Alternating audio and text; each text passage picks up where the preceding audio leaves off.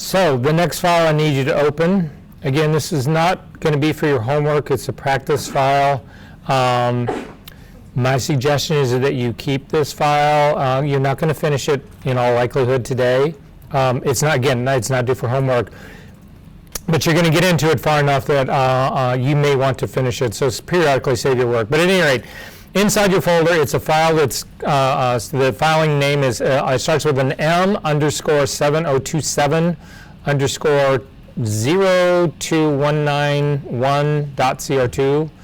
If you double click on that guy, it'll actually open up into Camera Raw. It should look like this. Again, this is another image file from mine. I reiterate one more time, this is not a fashion beauty class, even though all the images that you're working on it are. Are we good on this part?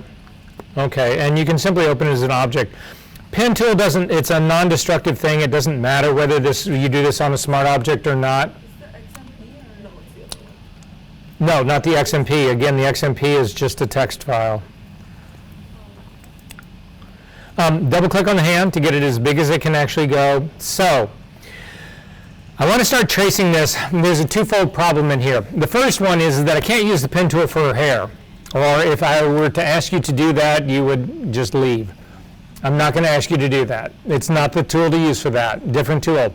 However, the edge of her body is definitely the tool to actually use, even though if you zoom in to the bottom of her skirt along the bottom, you'll actually see that it's kind of feathery on the edge right here. That's not going to be the biggest problem in the world for me. So anyway, this is screaming for the pen tool. And again, most of you guys would say, whoa, it's not the pen tool at all, whatever.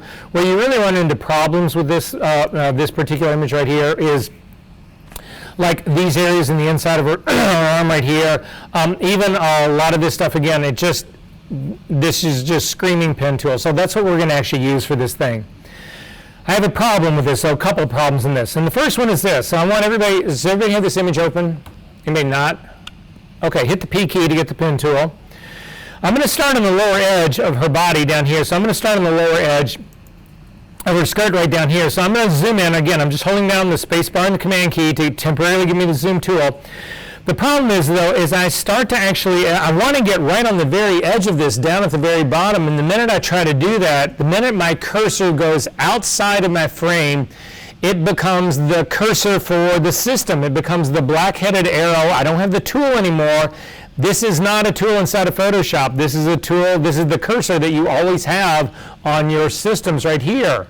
So I need something, and the brush key does the same thing. If you hit the B key, you'll notice that you have a brush that lays on the outside of your image, but as you start to come down, as you go outside of your image, it stops being a brush. It goes back to the cursor for your system, and it'll actually just move the entire frame of this. That's not what we want. So instead, if you hit the F key, there's no modifier for this, the F key, it's what they call the paste board. Again, all your other tools still work, so you can double click the hand, so I've just double clicked mine. And you'll see I don't really have the borders that touch this anymore. I don't have scroll bars that touch this anymore. You'll also notice if you hit the B key to get a brush, you can actually have a brush, a tool that lives outside of your image. The same thing, if I hit the P key, I still get this outside the image, and you can do path work that sits outside of your image. That's not a problem in doing this. So this gets me to the paste board. This is where we do a whole lot of work like this that we're talking about right now. To get back to the stoplights, which is what I call the image, it's got, the three little, the blue circle, the yellow circle, and the red circle that are at the very top that let you close an image and do all that kind of stuff. To get to that, you hit the F key a second time. In this case, you go to the black paste board. You'll notice that you still do have active tools. I've still got my crosshair. I still could do I can do pen work out here on this black background. I don't know why anybody would want to do that, but you can. Hit the F key again, and this brings you back to your normal working space where you've got rulers on the sides and the the stoplight thing at the very top that allows you to close this. So F key to get to your paste board again. Then I am going to zoom in to the area on the lower part down here. First, we need to talk about this image, because remember I was telling you about the how you basically work with this. So I'm going to start, and I'm going to actually do my outline first. Once I get the outline done, if you take a look at her hand, you'll notice in here, there's little areas in here that are background. A lot of people's temptation is to come up here along the side of her skirt and continue across the hand and try to do this, try to do pen work to make this selection here in the middle. It brings you right back to the path. You collide into the path that you were trying to make, and it will never work. So instead, you do a complete outline. You would come up here, you would trace the outline between her fingers, work all the way around, finish the entire exterior path, and then come in and do a small separate path here, just like we did the inside of the donut. Does that make sense to everybody? Because if you screw this part up, you will hate your life, because you'll do hours worth of work and all of a sudden realize, oh my God, I didn't do the outside of the path. I've moved to the inside, and your only solution is to undo or to cut and paste the points onto another layer and try to salvage it. Are we good on that part? Okay, couple of tricks I want to show you about how to do this first. So, I'm going to start down here on the bottom of the path, and again, for me, depending on how the scaling that you're actually drawn into, you don't get to see what scale we're at right now. If you want to know how enlarged I am, how tight I am, hit the F key to go to the black one, the F key to go to the regular one, and then you can see I'm at 200%. That's where I'm going to work with this image. Again, the resolution of your image will determine this, but don't go in at 1,000%. You'll actually lay down 100,000 points, and you'll never get off of her skirt. You'll just have once you zoom out, your points will just look like instead of lines, it'll just look like a string of points that are connected. Let the tool do its work. I'm going to show you something again. You're going to hear this. You won't see this on the video, but you will hear this. When I'm doing path work, what I'm always thinking of is mountains and valleys, mountains and valleys, mountains and valleys. That's what you should be thinking about when you do it, and I'll show you why. So I'm going to draw a mountain and a valley. So the pen tool excels at doing curves. You want it to do the curves. So you would never put a point right here at the pinnacle of the curve. Because what you're doing is if this is your starting point right here, you're coming up here, you're drawing this arc. The tool excels at doing this move right here. It doesn't, you are breaking up that line in the middle. So instead what you do, you would never do it up here at the apex. You would do a point here and another point here and let the tool do the arc. And the same thing happens in the valleys. You would never put a point right here in the center part of the valley. You would always put a point here and another one here and let the tool build the arc for you. Otherwise, you're not taking advantage of the power of the tool. It excels at that. And then these straight lines, the straight lines here, so I would do another point here to do this little arc, and then from here to here is, small curve. The other thing to think about, though, this is, and it has to do with straight lines, is that there are very few straight lines in the real world, very few. So even if you feel like a line is perfectly straight, put a small amount of bend into it, because your selection will look far more organic, and you're going to see it happen with this girl's skirt right now.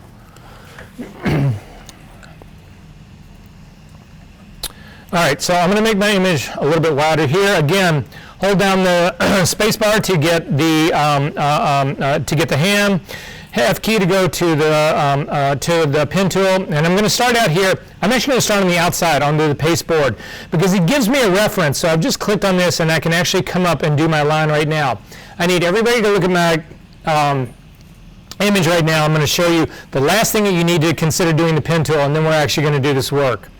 So I'm going to start with my first selection here, and I am going to draw a line, and you can see I'm actually on the inside of the skirt. I'm drawing on the inside of the skirt, and I'm going to click, and I'm going to put just a small amount of bend in it. Again, that's not a perfect straight line, and then I'm going to continue to work my way up. I do not need to get rid of that second handle as long as my path tool is continuing in the direction. If I'm doing any sort of like strong curve, I am going to have to get rid of that second line, but this will allow me to sweep through this. But really quickly, I'm just going to come out here to create a selection. And this is my selection right now. I'm going to load this as a selection. I'm going to come back onto my layer right here, and I'm going to add it as a layer mask. Now, in this case, take that back. I'm going to invert this and load it as layer mask. So in this case, you can see it's actually disappeared. Can you tell that I cut off part of that skirt? There's no way. It doesn't exist. You would never know that I've done this. You will never know that that little fuzzy edge on there is gone. Correct? Right? So now I'm going to do the opposite.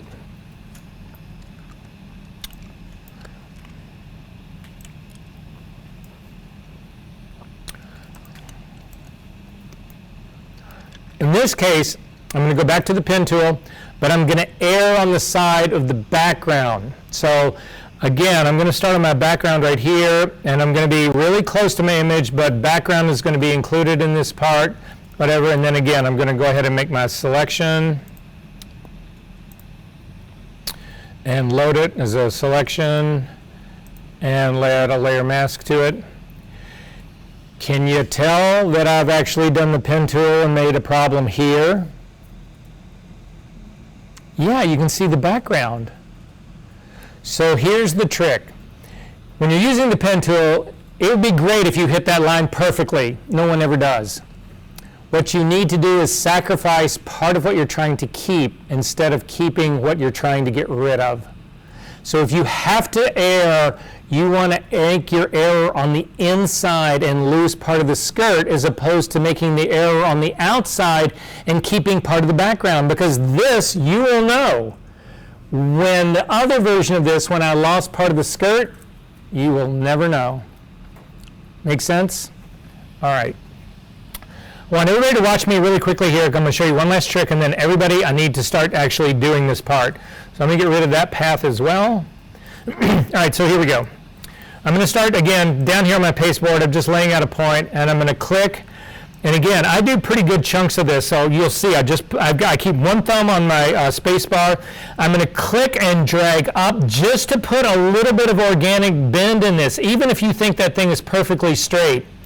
Now, because my pen tool is just continuing in this direction, I don't need to do that option, get rid of the second point. If you're confused about that, go ahead and come back down and hold down your option key and get rid of the second point, and then just continue your work. But realize if you're continuing in that direction, you don't need to get rid of those second points. I get up here to the hand. I'm going to zoom into this just a little bit. I'm going to click here.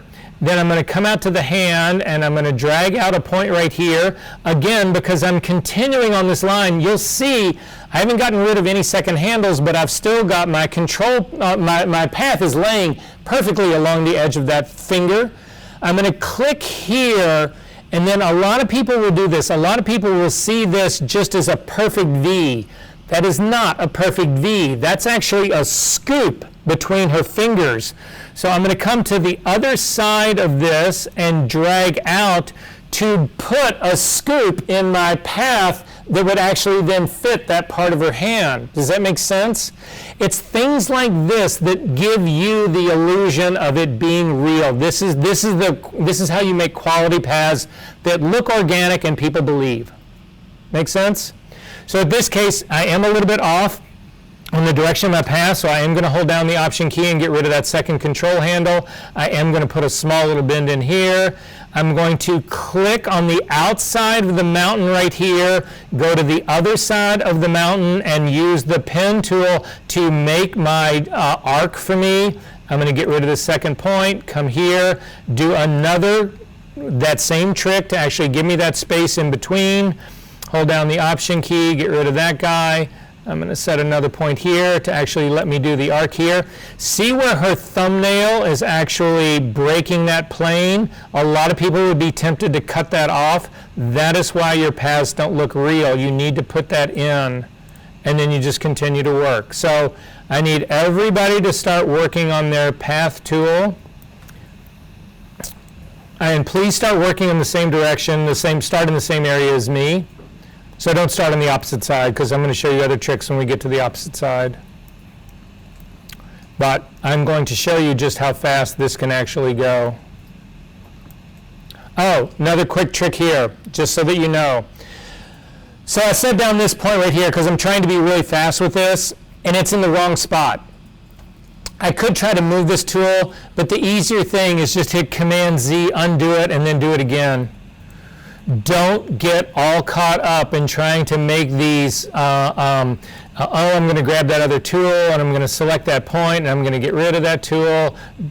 Do not bother with that. Just hit Command-Z and grab a new point. Do what? Can you scroll to your hand part where you started your path? Yeah. You want to look at this? All right. Remember that little cutout that's in the center part there by her little baby finger? You don't want to go after that. That's out, that's inside. That's a separate path that's inside what we're dealing with. So when you get to all of the sort of ribbing that's in the folds of her sleeve of the leather jacket, you want to make sure that you get all those little points in there. Again, you don't want to just straight line this mother, even though you could. It won't be believable.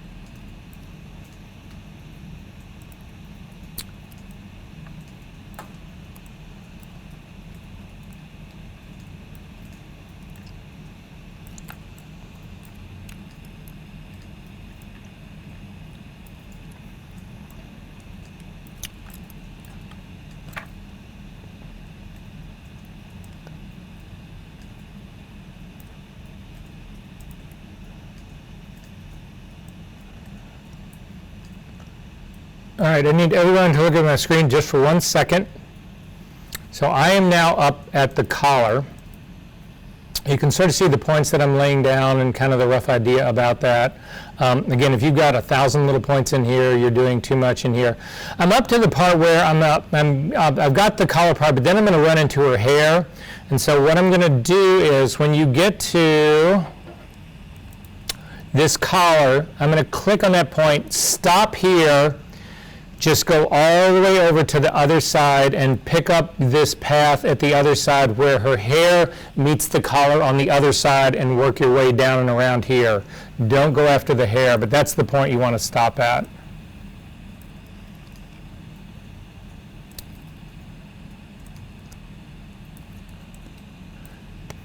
And again, use your space bar to temporarily get the hand so that you can move around and you don't ever have to select the hand so that you can keep the pen tool the whole time. Look for the sides of the mountains or the sides of the valley. Let the tool do its job.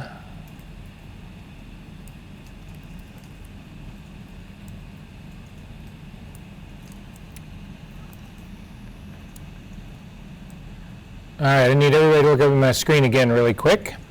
So now I'm at the point where her sleeve on the other side is going out of the frame. You can lay points completely out here, and the points out here still work. So I'm going to lay a point right here. If I wanted to, if I needed shape in this, I can drag points out here, but I don't need it to do that. I'm just going to come out here. I'm just laying down random points here. It doesn't matter where these are. I'm just trying to get to a new starting point right here so that I can then continue. Don't worry about these points on the outside. Photoshop knows what they are.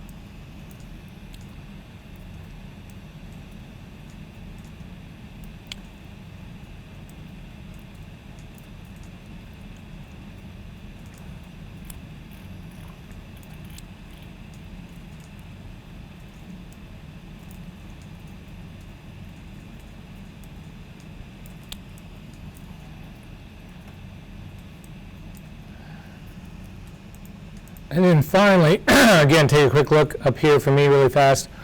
I've come out, I've got the whole body is selected in here. I need to reconnect to my original point, and I'm just going to lay points out here on the pasteboard and complete my path.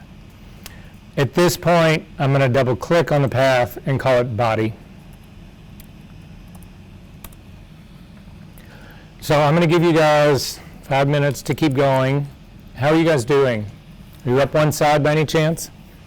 If you get up to one side, that's all you really need to do. You can go straight over the other side. We can do a sort of a down and dirty on the other side, just so that you've got one kind of edge that you're happy with. I do still have that area that's where thumb and where little finger are. So I'm actually going to add to that.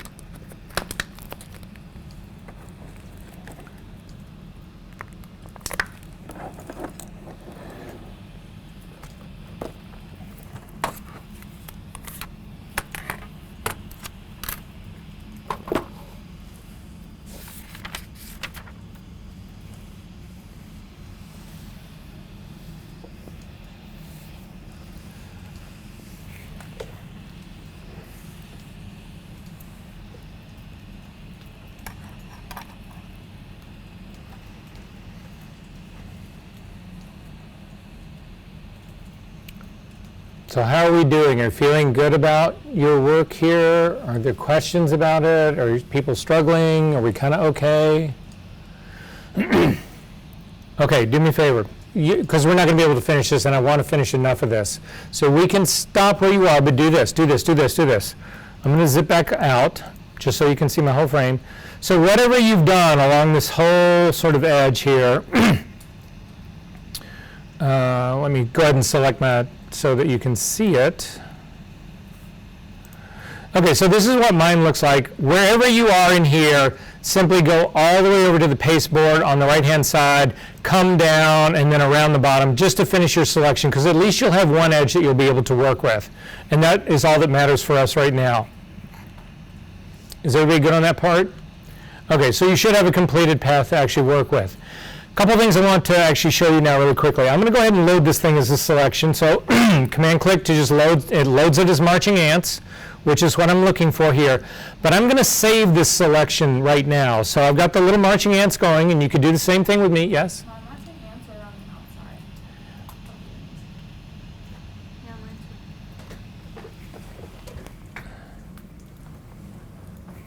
too. They're where? Like around the Oh yeah, edge. that's what you want. Yeah, you're good, you're good, you're good. So just go to Path Palette, hold down the Command key and click on the thumbnail, Command key, click. You don't have them outside anymore. Okay, I got it. Right? Again, Photoshop knows that you put all these points out on it's not part of your image. So it'll give you the marching ants sort of where you need them. I need you to save this image, save this selection. So up to the image menu, select menu, down to save selection, and I'm just going to call mine body, because that's what it is. And I'm going to say OK to that. Command D to deselect, and then I want you to look at body. So if you click on it and zoom in and take a look at it, you will see that these edges are perfect. They're too perfect. Photography does not work this way. These look like you went in with an X-Acto knife and cut that mother out. And if you use this as your selection, it will look fake. That's not what we want to do here. So I'm going to go up to the top of my channels palette and select my entire image again. I'm going to go to my path palette. I'm going to activate my body path by just clicking on it. I'm going to hover over the thumbnail, and I'm going to command click to load this again.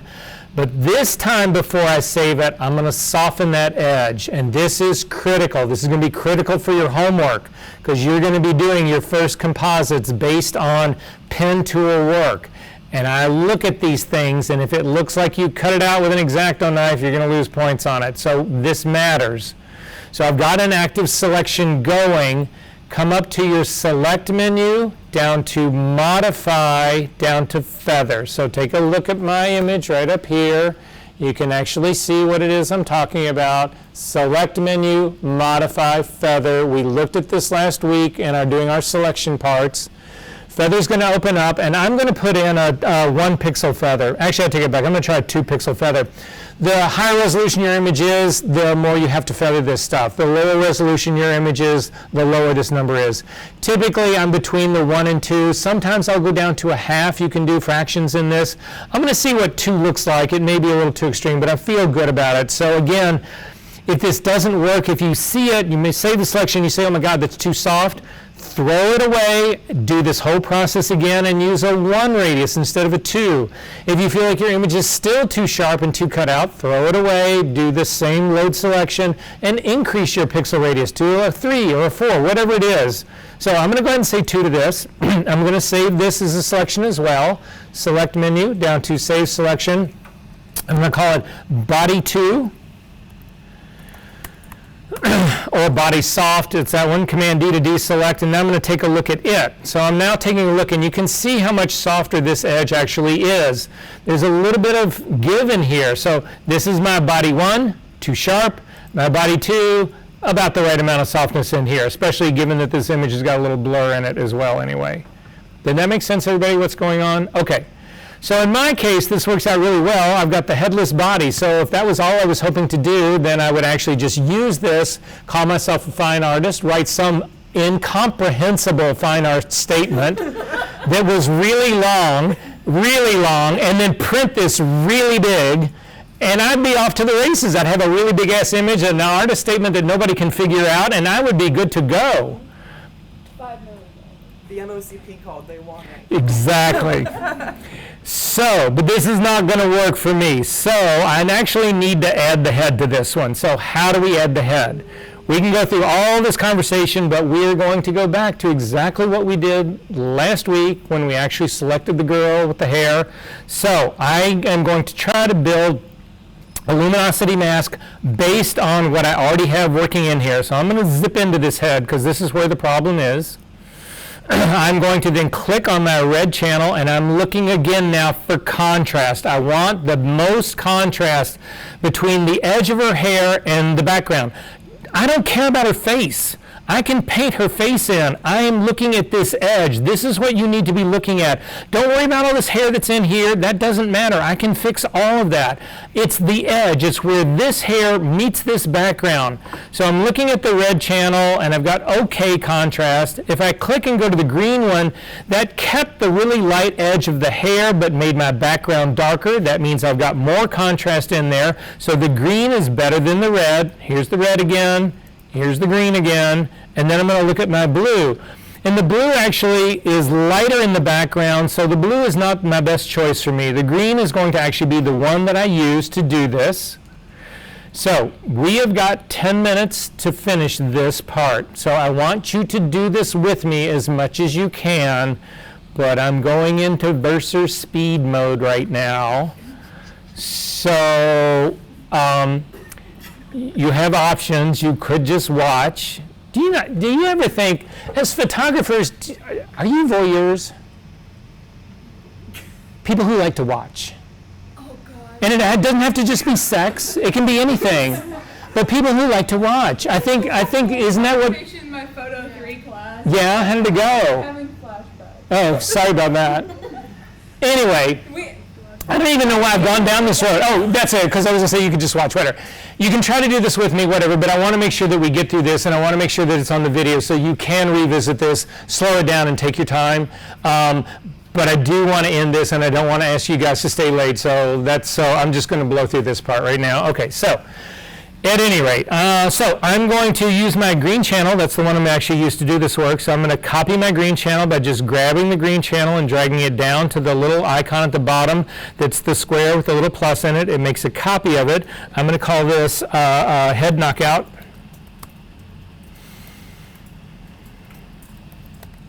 And say okay to that. I'm going to zip in here a little bit tighter. I've got some problem areas here that I'm a little bit worried about separating right here, like where this background tone right here meets her hair. So that's where I'm going to do my 2 points here. Again, I'm going to run levels on this to actually get my difference here. So I'm going to grab my color sampler tool. I'm going to drop one sample right here on her hair that's pretty light, and I'm going to do another on the lighter of the backgrounds. If I can get the lighter of this background to actually go to black, then the darker part will already be at black, so I should be good to go on this guy. I'm going to change my color readouts from giving me these K values to RGB values. And you can see in my RGB values, I've got the hairs at a 253, the background is at a 68. That's pretty good for me. Command L brings up the levels dialog box. I'm going to grab my shadow point slider, which is going to impact my number 2 right now, and start to drag it towards the center. Looking at the readout right here, the second readout here, I need to get that close to 0, but not actually at 0. I'm going to get down to like a 3. I'm going to go to my arrow keys and start to tap in till I just get to 0. That's pretty good there. I've got a couple of little problems around this other part, but I'm okay with that. I'm going to grab my white point slider and pull it back. It's actually, just click on it. It's at a 254 right now. It only needs my arrow keys to go 1 dot. Revisit my shadow points. They're still at 0. I'm going to take a quick peek around this to see what problems I've got. I've got a problem with this pointy thing in her head right there, and I got a pointy, I always think of this looks like a dog bone. I don't really know what it is, but anyway, those are 2 problem areas, and possibly a little bit in this area right here. But other than that, I'm pretty good. I'm going to do a quick check of my preview on and off to make sure I'm not losing all of the super fine little feathery things. I'm not. I'm going to say okay to this, and then I'm going to go to my B key, and I'm also going to go to my tablet. It's just, this is the work that I normally do. If you're not on your tablet right now, stick with your mouse. It's not worth the time you're going to lose to try to go to a tablet. I'm going to hit the B key to get a brush. I'm going to change my brush to overlay. Remember, overlay is a contrast brush. I'm going to hit the D key to default foreground and background colors to black and white. White is now my foreground color. Because I've got an overlay blend mode, if I paint in this dark area, nothing happens because I'm trying to paint with white on an area that's already in black. Again, that's the advantage of using an overlay brush. Unlike a normal brush that would do this, which is not what I want. Command Z to undo that. Back to overlay brush. I'm going to check the edges of this brush. I'm actually going to make this relatively hard brush. I'm going to go ahead and make it a completely hard brush. And the area I'm going to start to work on here is close to the edge right here. I just want to buy a little room in here. White is my foreground color, so I can just start to work on this area right here to get that part out. Stay away from your edges. The edges were already determined. I need transparency in these edges, so I don't want to screw that up anymore. I'm going to do the same thing on this side over here, but I am going to change the edge of my brush to about a 50% hardness just so that I have a little bit more control. And I'm going to get rid of this part right down in here. I'm going to then go after her nose. I got that pretty good. That's all pretty well in here. Her lips didn't go completely the first time, so I hit them the second time. I've got that part. So all of this is pretty good right here. I'm going to hit the X key so that I actually get a black as my foreground color to get rid of all of this part right here. See where this is overlapping that one part right there? I'm just going to get rid of it. Do you know that that got rid of it? No. That missing hair, gone. Get rid of all of this part up in here. This area right here, that little pointy thing that's zipping out of her head, I'm going to drop the opacity of my brush down pretty seriously. I'm also going to make it a little bit softer brush, not completely soft, but a little bit right here. I'm going to cheat this. I'm going to click here and drag out, click and drag out. I'm going to keep doing this to try to build it up to keep certain areas of hair, but lose the others. And that's a good enough edge for me. I'm not going to worry about these little parts that are off here to the side that don't make sense because they're just floating in nowhere. I'm going to simply get rid of them. Oh, sorry. At 100% opacity, get rid of them. And then I've got this one little guy back down here at the very end. I'm going to go back to an overlay brush and get rid of that guy right there. and also that little bit of feather hair right here. So X key to finish doing her hair down into here. This is now all working for me. I've got a pretty good outline to here, so now I can go back to a normal brush. White is still my foreground color. I'm going to make this completely hard so I don't do any overspray that I'm worried about going outside of my lines, and buy myself just a little bit more room in here. I'm going to come down into the body of her, down into here, up into here. I'm going to hit the L key to get the lasso tool and just circle a big area of this. And fill it with white. White is my foreground color. Option delete fills that. Command D to deselect. And I've got the mask that I actually need. I'm going to zip back out a little bit more. B key just to clean up a little bit of this background right here. I don't think I'm going to run into that problem anymore. But that's basically giving me now a white selection of her head. So to finish this, to put them together, I need to put this together with the body. That's what I need to do. So I'm going to load this as a selection. So I just command-clicked on the thumbnail of this, and I want to show you what happens in this. So I'm going to add a blank layer on top of this. I'm going to turn this layer off. This is the selection that I've got on a blank layer. Remember what selections do. They can control where you lay down ink and where you don't. Again, just like a mask, what's protected, what's not protected. I've got red as my foreground color, and you'll see what I mean by this. I'm just going to do a really big brush. It's a normal brush, normal blending mode. I'm just going to start painting. Look at what happens. It restricts my painting to the selection. No matter what I do out here, I can't lay down ink. The selection is restricting that. Does that make sense to everyone? This is really fundamental in this part. Are we good on this part? I can't paint on the outside because it's not part of my selection. The only thing that is selected is the inside, and that was based on it being white. Again, the white part of the mask allows this to happen. The black part of my mask is protecting this. And you can see the sort of like, if we zoom into here really close, you can see the sort of quality of this edge. I deselected, so showing the marching ants. But this feathery stuff in here is what makes that hair look real. It's not like it's been cut out. Does that make sense, everybody? All right, so I'm going to throw this guy away, and we're just going to use it. I'm going to command-click again on that feathery part. I'm going to then go to my body 2 that I made using the pen tool. I'm going to zip back out so I can see the entire thing. I'm going to hit the X key to get white as my foreground color. You do not need to worry about the edge of your brush because the selection is controlling it. So again, it's a normal blending mode, 100% opacity, 100% flow, and I'm simply going to paint until I get all of this now white. And I can't go outside the lines, and I'm done. There's a small area right there that I'm not done. This is not part of my selection right here, this little part right here. Command D to deselect that, make my brush a little bit smaller, and just hit that. And I'm done. This is now my body selection. So let's see how it works. I'm going to first do a little housekeeping. I'm going to throw away the head knockout. Done its job, I don't need it. I'm going to throw away the body number 1. That's too sharp, I don't need that. I'm going to command click to load this as a selection, and I'm going to come over here to my image, and let's turn its eyeball on. We're just going to add adjustment layers to this just to kind of see what goes on. I'm going to add a black and white adjustment layer, and you'll see because it's got a loaded selection, it actually gives me this as a mask that's already on here. And I look at it and I say, well, no, that doesn't really work for me. So I'm going to invert this, Command I. Now I've got a black background and a color image. And look at this. Can you tell that was done with the pen tool? Look at this edge. This is ridiculous. Make sense? Oh, Versa, show me something more. I want to be even more excited about this, right? Okay, let's try this. I'm now going to load the selection of my mask. Command click to load this is now a selection. This is now loaded the background, which is again, the body's protected, the background is active, and I'm just going to put a regular curve on here.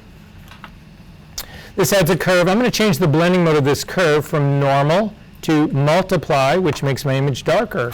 Does this separate? Remember the very first thing that we processed? I said I really want my images I want my fashion to pop. I want it to separate from these backgrounds. Does that separate from that background? Damn right it does. And look at again, the edge of this. Can you spot where I drew those lines? No, you cannot. Not anywhere on here. Look at the hand, which was really soft. No.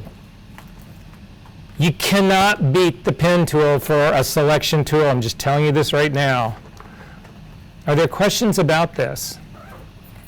Then I can get really cute. I can actually do, what else could I do? Oh, I'll do one more. Oh, I'll just do it here. I'm going to invert the background.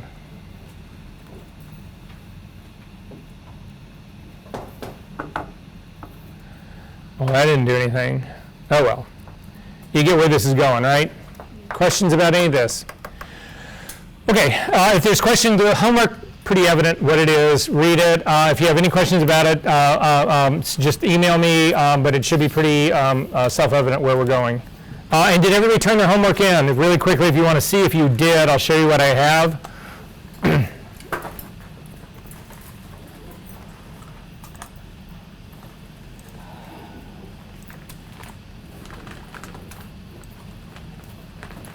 So this is what I have. If you don't see your image up here, I don't have it.